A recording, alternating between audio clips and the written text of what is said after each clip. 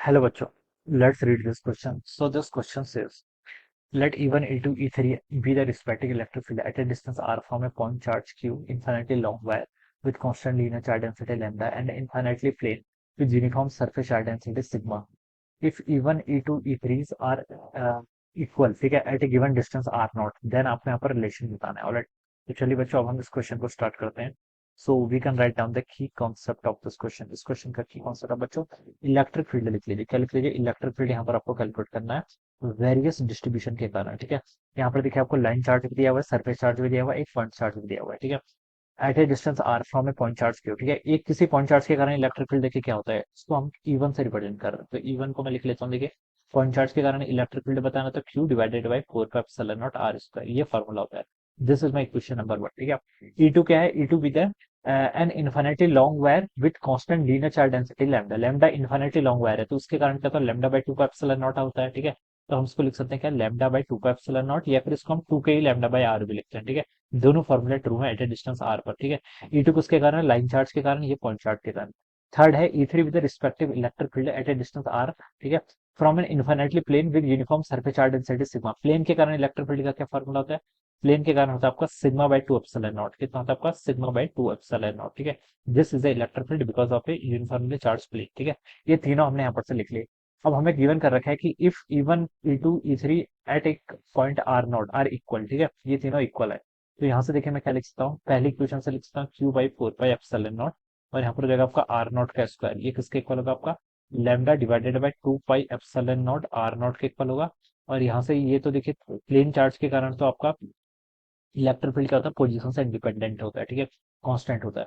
तो यहाँ पर से देखिए आप क्यू और फोर सिग्मा के बीच में रिलेशन बताना है ना आपको. ठीक है, चलिए. ठीक है, तो यहाँ से देखिए आपका इसमें क्या बता सकता हूँ, अगर इस इक्वेशन और इस इक्वेशन को कंपेयर करूँ तो यहाँ पर आपका क्यू हो जाएगा 2 एप्सिलॉन नॉट, कैंसिल हो जाएगा तो क्या बच जाएगा आपका इस सेट पर आपका 2 पाई बच जाएगा, और यहाँ पर आर नॉट का स्क्वायर बच जाएगा. ठीक है, और यहाँ पर आपका सिग्मा हो जाएगा. ठीक है, तो यहाँ पर से मैं क्यू को क्या लिख सकता हूँ, क्यू को लिख सकता हूँ sigma times 2 pi R not का स्क्वायर. ठीक है, ये टर्म आएगी.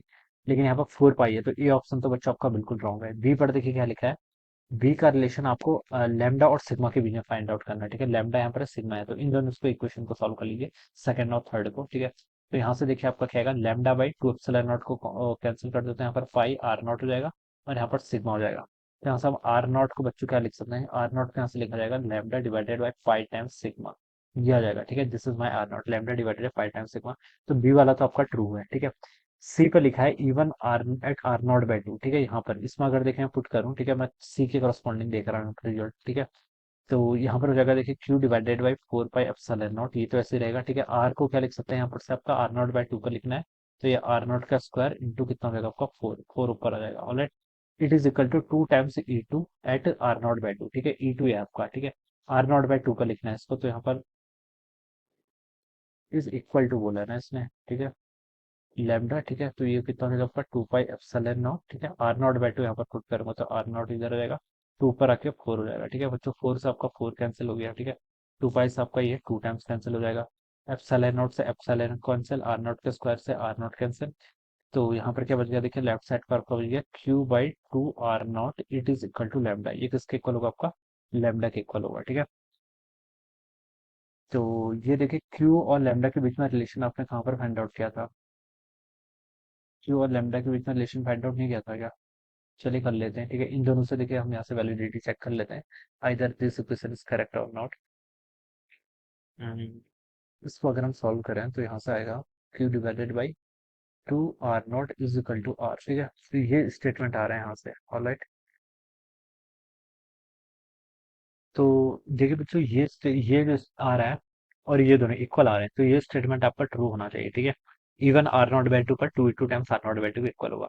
अब देखिए डी वाला देखते हैं, डी वाला क्या है, E2 at R not by 2. ठीक है, ये आपका E2 है. ठीक है, आर नॉट बाई 2 पे इसकी वैल्यू कितनी है कि lambda by 2 pi epsilon not. ठीक है, आर नॉट बाई 2 यहाँ पर मैंने से पुट कर दिया, it is equal to 4 times E3 at R not by 2. ठीक है, E3 है. ठीक है, इसको आप क्या लिख सकते हैं, ये तो आपका आर से इंडिपेंडेंट है तो आप इसको सिंपली ऐसे ही लिख लीजिए. ऑलराइट, अब इसको सॉल्व कर लीजिए. देखिए यहाँ पर कुछ टर्म कैंसिल हो रही है, 2 एप्सिलॉन नॉट से यहाँ पर आपका 2 एप्सिलॉन नॉट कैंसिल हो गया, ये 2 ऊपर आएगा तो हो जाएगा 2 lambda divided by pi R naught, it is equal to 4 sigma. ठीक है, 2 से बच्चों ये कैंसिल यहाँ पर 2 टाइम्स हो जाएगा, तो लैम्डा की वैल्यू यहाँ से आ गई फिर 2 पाई आर नॉट और सिग्मा।